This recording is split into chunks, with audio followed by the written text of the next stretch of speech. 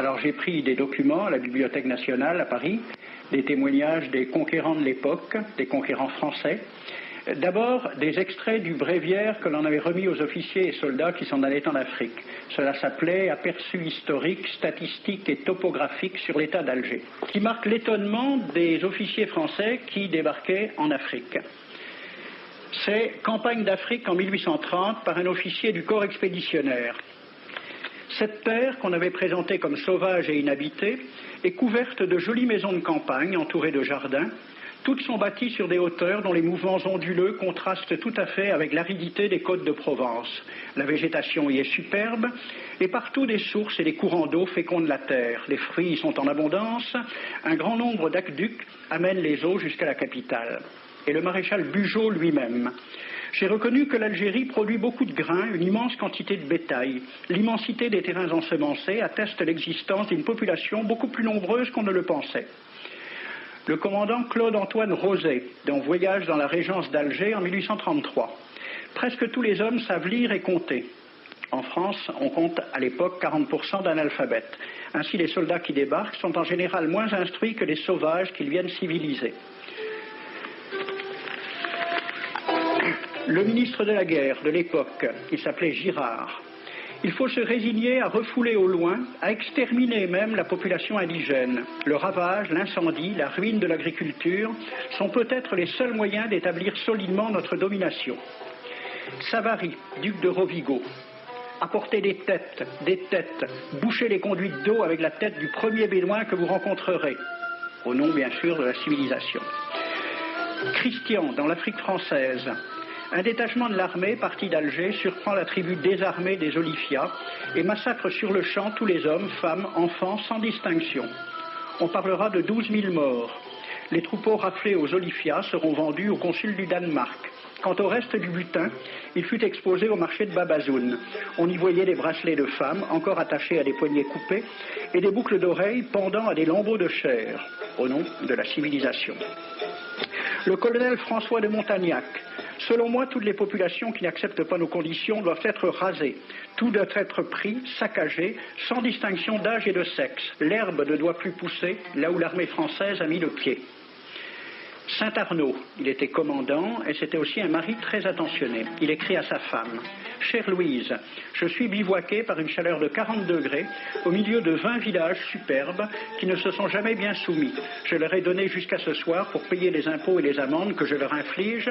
S'ils ne s'exécutent pas, j'enverrai 3 colonnes brûler tout. » En juin 1845, la tribu des Ouled Riha, chassée de ses douars par les détachements incendiaires du colonel Pélissier, se réfugie dans des grottes de montagne. Ordre du maréchal Bugeaud. Si ces gredins se retirent dans leurs cavernes, imitez Cavaignac aux Béha, fumez-les à outrance comme des renards. Voici le récit d'un témoin, français bien sûr. Voir au milieu de la nuit, à la faveur de la lune, un corps de troupes françaises occupé à entretenir un feu infernal. Entendre les sourds gémissements des hommes, des femmes, des enfants et des animaux, le craquement des rochers calcinés s'écroulant.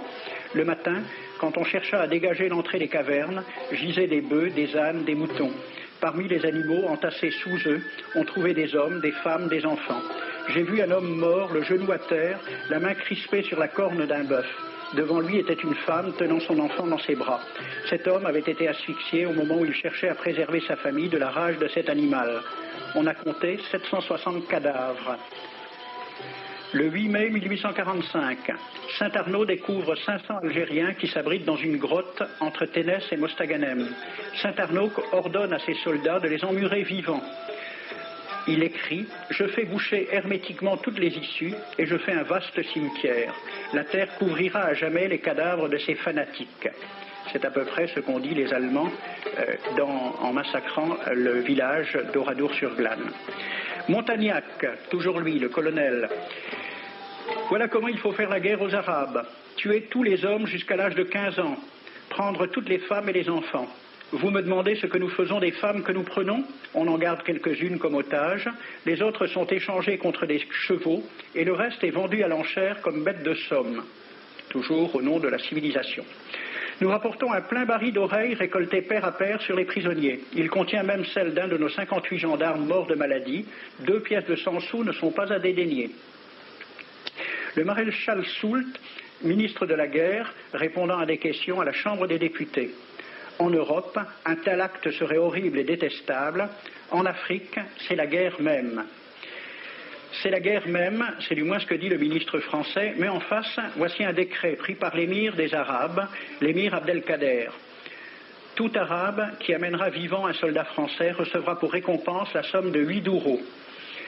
Tout Arabe qui aura un Français en sa possession sera tenu de le bien traiter et de le conduire le plus promptement possible, soit devant le califat, soit devant l'émir lui-même. Dans le cas où le prisonnier aurait à se plaindre de mauvais traitements, l'Arabe n'aura droit à aucune récompense. À la lecture de ce décret, question d'un soldat algérien, quelle récompense pour un prisonnier vivant? L'émir répond 8 douros. Et pour une tête coupée, l'émir répond 25 coups de bâton sur la plante des pieds. De quel côté était la civilisation? J'ai donc fait ce film avec les citations et des dessins et gravures qui étaient à la Bibliothèque nationale à Paris, et j'ai proposé le film à la Ligue de l'enseignement pour qu'il soit projeté dans les lycées et collèges de France et de Navarre. La Ligue de l'enseignement l'a refusé avec cette appréciation. Quoique très correctement réalisé et basé sur des documents indiscutables, ce film va à l'encontre de toutes les idées qui servent de base à l'enseignement de la pénétration française en Afrique du Nord, ce qui rend sa diffusion impossible. C'était reconnaître que l'enseignement n'avait pas pour but l'éducation, c'est-à-dire l'ouverture vers la réalité, mais l'endoctrinement au service d'une idée politique.